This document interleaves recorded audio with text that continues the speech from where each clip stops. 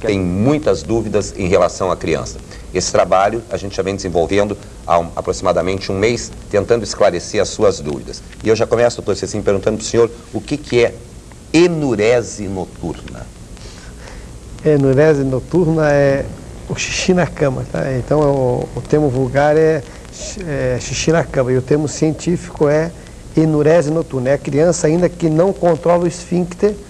Tá? Quer dizer, então ela não tem capacidade ou de passar a noite toda sequinha, ou não tem capacidade de acordar de noite e urinar no banheiro. Então isso é enurese noturna. Você me falou que xixi na cama é vulgar, então eu, como não sou vulgar, vou lhe perguntar até que idade é normal a enurese noturna, então, na criança?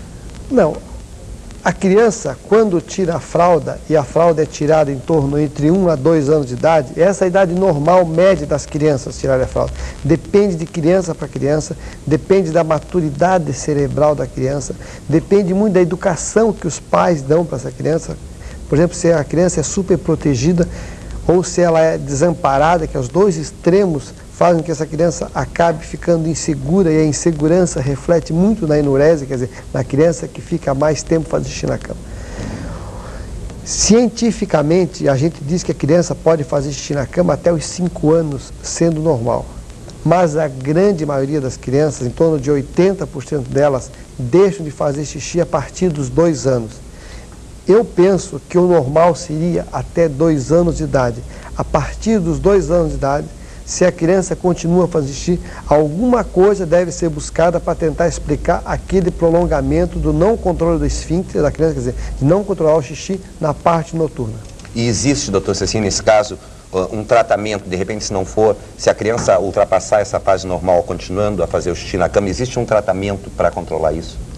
Bom, primeiro precisa saber a causa, tá? Quer dizer, então primeiro precisa identificar a causa. Às vezes a causa é mecânica, vamos supor, a criança tem uma infecção urinária, a criança tem uma alteração no próprio formato da via urinária dela, então isso pode trazer um problema. Então primeiro precisa se esclarecer se a criança tem algum problema na via urinária que possa ser resolvido, ou através de um tratamento, ou através de uma cirurgia. Se a criança não tem isso, e a grande maioria não tem isso, quer dizer, a criança tem uma via urinária perfeita, não tem infecção, quer dizer, tem um desenvolvimento normal e faz xixi na cama. Essa criança normalmente faz por imaturidade cerebral, que é a grande maioria das crianças, quer dizer, ela tem uma maturidade que faz uma maturidade muscular e que essa criança passa a não controlar o xixi. O tratamento, existem vários tratamentos, tá? Existem vários medicamentos usados. Os mais eficazes, tá? Só funcionam e só podem ser dados a partir de 5 anos de idade. Então a criança dos 2 até os 5 acabam ficando apenas no controle, pouca ingestão de água antes de dormir, procurar tirar a criança 3, 4 vezes da cama à noite para fazer xixi no bacio, no banheiro, certo?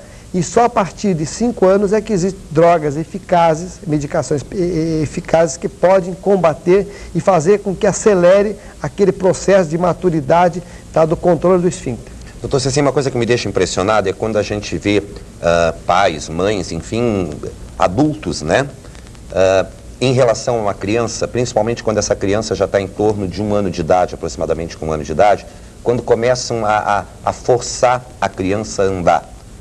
Sabe, aquela coisa assim, com 8 meses, às vezes já querem que a criança fique de pé, já começam a forçar e já obrigam a criança a andar, tipo, forçando. Com que idade é normal uma criança começar a andar? Bom, você sabe que o andar é o coroamento, é a coisa mais difícil que existe numa pessoa, é andar. Você vê que quando um adulto, um adolescente, um jovem sofre um acidente e essa pessoa perde a capacidade de andar, para ela recuperar essa capacidade dela, ela tem que fazer muita fisioterapia. Então, a coisa mais difícil que existe no ser humano é a capacidade de andar. Não existe idade fixa. Por quê? Porque depende muito, primeiro, da estimulação da criança. Por isso que eu coloco muito isso. Eu acho que você tem que orientar uma mãe com relação à alimentação, com relação à dieta, com relação à vacina, com relação a carinho, mas também em relação ao desenvolvimento neurológico e motor. Então, a criança, desde o primeiro mês, deve ser colocada de bruço, certo? Primeiro 1 minutinho, depois 2, depois coloca no chão, porque no chão é o melhor lugar, que ali não tem perigo de acidente, certo? Por quê? Porque ela ficando de bruços, primeiro ela começa esticando a perna, que a perna da criança é fletida, tá? Ela estica a perna, depois ela levanta a cabeça, depois ela levanta o corpo, depois ela engatinha para trás, depois ela engatinha para frente, depois ela sobe, anda agarrado e anda sozinho. Isso ela faz naturalmente. Basta que o pai, a mãe deixe essa criança no chão, onde é o melhor lugar para essa criança ficar, tanto fisicamente como em relação à prevenção de acidente, como neurologicamente, como até em questão de mental da criança, que ela consegue descobrir o meio ambiente dela, o externo dela, naturalmente e no tempo certo. E aí a criança, dependendo dessa estimulação, pode variar entre 9 meses e 1 ano e meio, a idade do início de andar. Um outro estímulo muito usado para forçar uma criança a começar a andar é o uso do andador. O que o senhor acha? Qual é a sua opinião a respeito do uso daquele andador com rodinhas, né? Coloca a criança ali. Isso daí vem acentuar aquilo que você colocou, que é a vontade imensurada do pai de ver o neném andando a qualquer preço o mais rápido possível e competindo, porque o filho do fulano anda com 7, o meu está com 9 e não anda ainda. Não, cada criança só pode ser comparada consigo mesmo. Então não existe padrão. Por isso que eu digo, não é que o filho do fulano. Quem tem 2 filhos sabe que um filho é diferente do outro totalmente. Então, 2 crianças, não existem 2 crianças iguais. E não existem 2 desenvolvimentos iguais. Vão ser sempre diferentes. O andador, primeiro, tá? Ele corta uma fase do desenvolvimento da criança, que é onde a fase onde ele desenvolve muito a coluna. Faz a criança ficar de pé e a coluna sofre muito com isso. Os pés sofrem muito com isso. Depois vai ter o quê? Uma criança, quando crescer com problemas sérios de coluna, às vezes com problemas de membros inferiores, por causa do andador. Além disso, o andador, como a criança não tem o controle, acaba produzindo um monte de acidentes na infância. Então, você não tem indicação em situação nenhuma. Então, para quem está me ouvindo, o voador não tem indicação na infância em nenhuma situação. Ele é totalmente, pode riscar e tirar. Isso não é uma coisa boa para o seu filho. Quando o senhor falou nesse tipo de competição que acontece entre pais e mães, né, aquela coisa de meu filho falou antes ou andou primeiro ou andou depois, eu acho que isso é um papo muito comum de sala de espera de consultório de pediatra, né, doutor Cecim? Isso é verdade. Essa discussão entre pais e mães de ver qual é o filho que andou primeiro. Já que a gente está falando em andar, né? O pé chato, doutor Cecim, como é que a gente resolve o problema de pé chato na criança? Bom, o pé chato, dizem que o brasileiro, por essência, tem pé chato. E você vai ver que a maioria das crianças tem pé chato em torno de 9 meses, 10 meses, 1 ano. Não é bem um pé chato, é o formato do pezinho da criança, que você olha o pé de uma criança, até 1 ano você vê que é aquele pezinho gordinho, bem cheinho, aquele calcanhar bem cheinho, a sola do pé praticamente plana. Você já olha um pé de uma criança com 3 anos, ele já é todo afinado, o calcanhar é fino, já faz a volta do pé. Então, o pé chato, que a gente chama de chato, que aparece externamente como chato, em torno de 1 ano não tem nenhum problema. O que acontece é que a partir do momento que a criança começa a andar, tá? Nela fazer o movimento e forçar o pé, tá? Ela vai fazer com que aquele pé chato assuma aquela posição e faça a volta do pé. Então, primeiro, é contraindicado qualquer tipo de uso de botas tipo ortopédicas quando a criança realmente não tem um diagnóstico médico. Segundo, é aconselhável toda criança andar descalço. Segundo, andar sobre grama. Terceiro, principalmente andar sobre areia, exatamente para moldurar a sola do pé. Só depois disso, tá? E eu sempre parto da seguinte opinião, é que existe uma corrente no Brasil, 2 correntes. Uma corrente que bota bota em criança em qualquer idade. E uma corrente que só bota bota em último caso. E a criança normalmente vai resolver o seu problema, na grande maioria dos casos, com bota, sem bota, apesar da bota. E muitas não vão resolver o problema com a bota, e algumas vai solucionar o problema.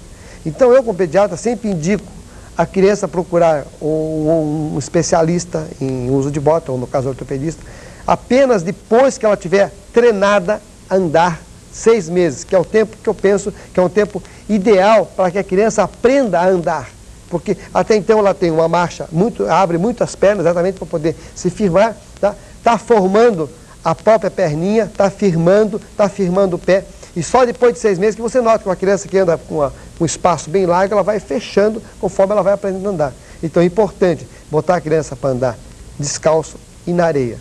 E o pediatra, você sempre tem que ter um pediatra, ele vai sempre te indicar na hora certa, a hora que você deve levar o seu filho ao médico ortopedista para ver se tem indicação de uma bota ou de um outro tipo de corretivo ou algum outro tipo de exercício específico para o seu filho. Pé chato é bom para não precisar fazer o serviço militar, né? Por isso, né? Que diz que quem tem pé chato não presta serviço militar. Doutor Cecinha, eu tenho notado na primeira infância, nessa fase de 1 a 5 anos de idade, que as crianças estão... é uma, digamos, má educação. A culpa muitas vezes não é do pai e da mãe, a culpa é do estímulo que essas crianças vêm tendo da publicidade, o estímulo do mercado, e essas crianças já são, nessa faixa de idade, extremamente consumidoras. E essas crianças estão se tornando muito exigentes. E essas exigências que as crianças fazem têm se mostrado sob a forma de birra quando elas não ganham alguma coisa. Então a gente vê isso em tudo que é lugar, em loja, em supermercado, enfim, em todos os lugares, a criança diz eu quero e o pai ou a mãe diz que não e a criança já se joga no chão e começa a se bater e começa a chorar, aquela coisa. Como é que a gente deve proceder num caso desses de birra? Isso daí realmente é uma coisa assim quase que natural, você, principalmente no sábado de manhã, quando os pais saem com os filhos, você vê aquele festival de crianças no meio do calçadão lá, chorando, se esperneando e um monte de coisa. Bom, isso vem por quê? Porque é uma criança super protegida, quer dizer, onde é feito todas as vontades, e a criança, ela tem uma noção exata, do que ela pode fazer, ela sabe o poder que ela tem para conseguir aquilo que ela quer e na hora que ela quer. Então ela escolhe aquele momento em que o pai ou a mãe estão numa situação difícil, em que está cheio de gente, e ela resolve aprontar e querer aquilo que não pode receber. Então, envergonham o pai, envergonham a mãe, tá? E o pai, porque fica retraído, a mãe fica retraída, e a criança acaba fazendo o quê? Acaba fazendo aquela birra e a mãe acaba tendo ou que fazer a vontade da criança, ou então tendo que aguentar o escândalo da criança. Então, eu penso que a solução disso, tá? Primeiro, tá? Em saber fazer a criança ver aonde ela pode ir e aonde ela não pode ir. E segundo, a criança fez isso, leva para casa, passa a primeira vergonha que se é obrigado a passar, e a partir daquele momento, deixa a criança em casa e não leva mais a criança durante um período de 2 a 3 meses para a cidade. Isso é o tempo suficiente para que a criança, quando for à cidade, ela já vai muito bem orientada antes de sair de casa, tá? E sabe que se fizer de novo, vai ganhar outro castigo e ficar mais 2, 3 meses em casa. Estou dando 2, 3 meses com uma forma, pode ser até 3 semanas, ou se vai todo dia, pode ser até 1 semana. Mas a criança tem que receber um castigo de privação para ela saber que aquela atitude dela foi errada e que aquilo não se faz e que ela tem que ser educada. Porque ao pai, à mãe cabe educar. E a criança, que tem o instinto, cabe ser moldada. E nós é que temos que moldar a criança. Aqui é certo.